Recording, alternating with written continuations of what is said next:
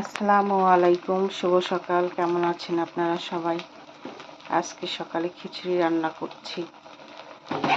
সব মশলা তেলের ভিতরে ভেজে নিচ্ছি। আমি এখন চাল আর ডাল দিয়ে দিব। ডালের পরিমাণটা একটু বেশি দিয়ে দেব।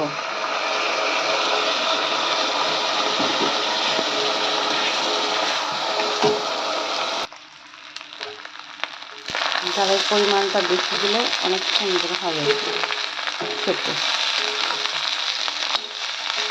এখন আমার খিচুড়িটা কষানো হয়ে গেছে।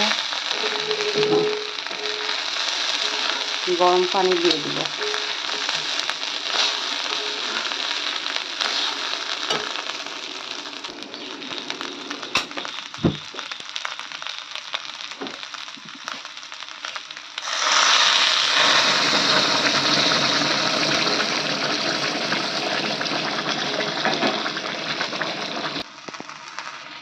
হয়ে গেছে আমার খিচুড়ি রান্না। এখন মেয়েকে নিয়ে স্কুলে যাব। স্কুল থেকে এসে দুপুরে গরুর মাংস রান্না করব, একটু পায়েস রান্না করব। আপনারা সবাই ভালো থাকবেন। আল্লাহ হাফেজ।